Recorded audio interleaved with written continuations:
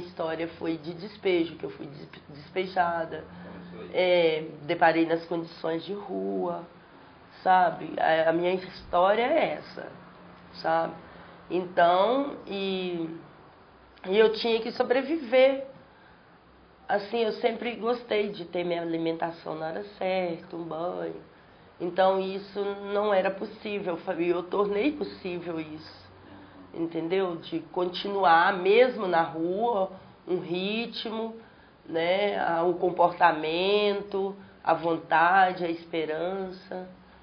E então, foi quando, assim, a sobrevivência era mesmo a catação, né? Não restava outra alternativa, não, né? Reaproveitar aquele material, vender e garantir, né, um alimento, um cigarro para quem tem seu vício, não é? E poder chegar na lanchonete, comprar um café, pagar. E aí, então, quando eu comecei a desenvolver um trabalho com esse material até então vendido no quilo, eu comecei a desenvolver produtos a partir desse material e vender por mais um pouco em forma de arte, né? E poder também multiplicar, que a intenção era o multiplicador, multiplicar pessoas, ensinar pessoas. A gente tem essa concepção que ainda seria a discriminação, né? Porque tem, não falo todos, porque pelo trabalho hoje em dia, de coleta seletiva, meio ambiente, a imagem dos catadores de papel, ela hoje está assim, alta, está em alta, né? Por quê? Devido à catação daquilo que ele faz nas ruas, retirando as pessoas que são que vivem disso, porque nós somos 268 associados. Se colocarmos as nossas famílias, vão dar 2.000 pessoas que sobrevivem desse trabalho, né? Então, quer dizer, mas para muitos, né, devido à questão pela sociedade, ver o catador de papel como um próprio lixo. Pois é, a gente hoje tem essa consciência ambiental que a gente não tinha. Quando a gente começou a catar material na rua, para nós também ela era lixo. Hoje a gente ganhou consciência ambiental que nada é lixo.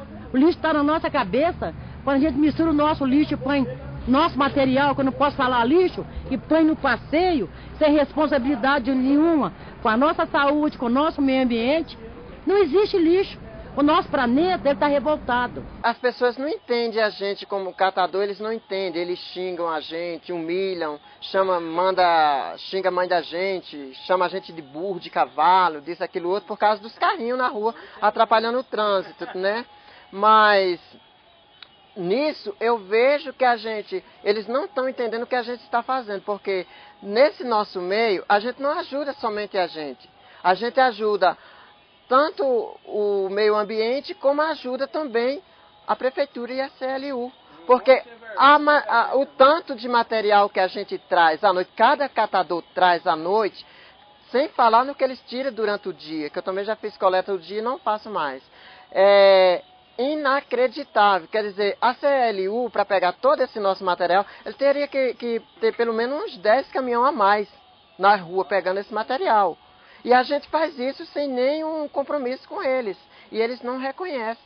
Já tentou fechar tudo isso aqui, ficar o trabalho só para eles, mas não conseguiram, porque a gente lutou para que não fechasse, para que a gente continuasse trabalhando. Bom, a gente tem uma ideologia de 50 quilos de papel, uma árvore que se corta. Então, se não é um trabalho do catador de papel, né?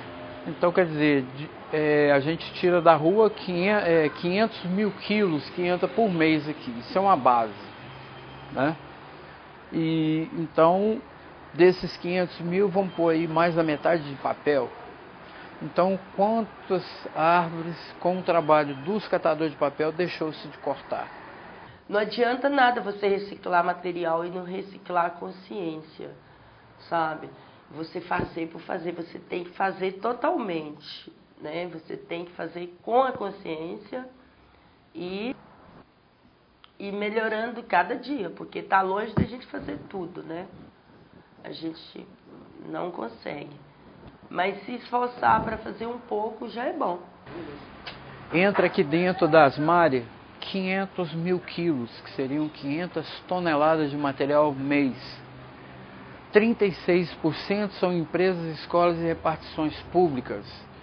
3% traz na porta. 9% desse total é coleta seletiva, que daria 50 mil quilos de 500 mil quilos. E 51% é o catador que puxa na barriga. Então, quer dizer, qual o impacto disso? Será? Por isso que eu digo, o que seria da cidade se não fosse um catador de papel? Chegava perto de um catador de papel, eu passava por longe dele, que era para não sentir o que era um catador de papel. Hoje, eu tenho prazer em abraçar os catadores de papel, que é o meu meio hoje. Vivo com eles e perdi praticamente a vergonha de ser um catador de papel. Quer dizer, hoje a minha vida é transformada nisso. Sou com muito orgulho um catador de papel. É difícil uma pessoa passar, por exemplo, de carro debaixo do elevado Castelo Branco e enxergar aquelas pessoas como comunidade, como pessoa que tem família, que tem vó, que tem tio, que tem sonhos, sabe? Que tem esse interesse também pelo novo, só que ele não é enxergado como esse cidadão. Então, o mais complicado é a falta de atenção. Morador de rua não dá ibope, morador de rua não dá voto, morador de rua não consome, né? E nesse sistema que a gente vive, capitalista, neoliberalista, quem não consome não pertence, né? E a cidade precisa vender uma imagem para fora de cidade modelo, de capital do turismo, né? Pelo menos do turismo de negócio, e aí o controle urbano acaba por expulsar as pessoas, ou por tentar expulsar as pessoas das praças, dos viadutos, dos espaços que elas estão ocupando. Nós estamos aqui numa denúncia pública mesmo. Por quê? Se a cidade é de todos, por que essa exclusão com a população de rua? Esse povo que não tem nenhum teto, será que não tem um direito de ficar por uma praça? Será que não temos direito de dormirmos debaixo de uma marquise? Por que não? Se não temos esse direito, então que dê a porta de saída, que é a moradia popular, que é o mínimo do mínimo que um ser humano pode ter, direito à vida. Essa é a realidade. As pessoas, elas conhecem quando a gente é um albergado, quando a gente é um morador de rua. Uma coisa que eu fiquei sabendo, não sabia, porque geralmente a gente carrega bolsa de plástico, então é uma das que facilita eles definirem a gente como é isso, né? E a gente sofre muita discriminação, né? Por exemplo, eu estou no abrigo, né? Para conseguir emprego, trabalho para quem está no abrigo é difícil, porque a gente não tem um outro endereço e a gente tem que dar aquele endereço do abrigo. Quando as pessoas sabem que a gente está naquele abrigo Tia Branca, a gente é descartado, né? De uma forma muito sutil, de uma forma muito velada, ou não, né? Então a gente enfrenta muita dificuldade mesmo, né? Eu não quero me colocar como vítima, não quero colocar o povo, não estou querendo fazer chantagem emocional, dizer que o povo de rua, albergados, são coitadinhos, são dignos de piedade. Não é isso, eu estou falando a realidade, né? Eu tenho trauma do preconceito, mas eu luto contra isso. Quando as pessoas vêm falar alguma coisa, não sei o que, você é isso, é aquilo. Olha, eu sou o que eu sou. Eu sou o que eu sou. Não mudo por nada e nem por ninguém. Sou apenas eu mesma. O meu pai não me fez mudar, a minha família não me fez mudar. Não vai ser uma pessoa lá de fora que tem preconceito que vai fazer eu mudar. Outro dia a gente estava falando sobre isso, que o pessoal essas bichas, como falam, esses travestis, não sei o que eu digo, meu bem, eu não sou uma travesti, eu não sou uma bicha, eu sou uma mulher num corpo masculino. Então você me respeita, porque eu não sou qualquer um. Eu sou eu. Eu sou Nathalie. Não, nós cata papel há muitos anos. Eu comecei com 8 anos de idade, catando papel na rua. Por quê? Minha mãe mais meu pai veio do interior, com sonho de cidade grande, só que chegou aqui e não foi nada disso. Minha mãe não bebia, começou a beber. veio morar na rua. E mamãe virou moradora de rua. Na roça ela tinha pelo menos cidadania, né? Mesmo no cabo da enxada, ela era cidadã.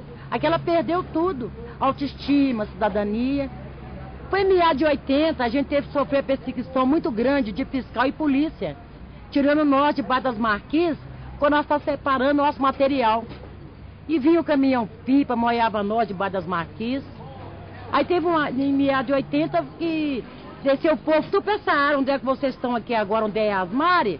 Não existia Asmari, a gente nem sabia o que era associação. A partir de um momento que existe toda uma Constituição Federal brasileira, por que não o direito de morar? Por que não só o direito de ir, vir e de não ficar na sua própria cidade? Estamos sendo expulsos pior do que bandidos? Que é isso? Somos pessoas humanas. Somos realidade. E realidades vivas. Não é de parte de conta, não é miragem. Muito bom. Somos carne, pele, osso e sangue. A polícia, em geral, no Brasil, mas aqui também, é muito discriminadora. A polícia é muito... Porque ele recebe... o policial, o ser humano, como policial, ele não tem culpa. Ele recebe uma doutrina, veja bem, baseada para ser mais ou menos assim no nazismo, sabe? Para que eles tenham uma visão distorcida do pobre. Mesmo, geralmente o policial ele vem da classe pobre, mas lá dentro a consciência dele é trabalhada, a mente dele é trabalhada. Ele vem de uma classe pobre, a doutrina faz, com o tempo a doutrina que ele recebe faz ele ter ódio do próprio pobre, da classe dele, entendeu? Acho que até dele mesmo, porque para a pessoa odiar o outro, ela primeiro odeia a si própria. Então é isso, ele recebe uma doutrina. Aí ele passa a ver todo favelado é bandido, todo morador de rua é bandido, ele passa a ter esse conceito. Isso é incutido no inconsciente dele, na consciência dele, através de todo dia a doutrina, todo dia. Sem ele perceber. Aí ele vai agir, na prática, na rua, ele vai agir daquele jeito. Como nazista, como um membro da Ku Klux Klan, sabe? Só a gente que está nessa realidade é que sabe, é que vê isso, que pode falar isso. Quem está do outro lado de fora, não, fala, isso é coisa da sua mente, isso é paranoia, entendeu? Quem está do outro lado. A gente só pode falar de uma coisa quando a gente está vivendo ela, né? Quando a gente viveu ela, está vivendo ela, vive ela, aí a gente pode falar. Quem está do outro lado, não. Não, isso não existe, isso é coisa do passado, isso é coisa da colônia.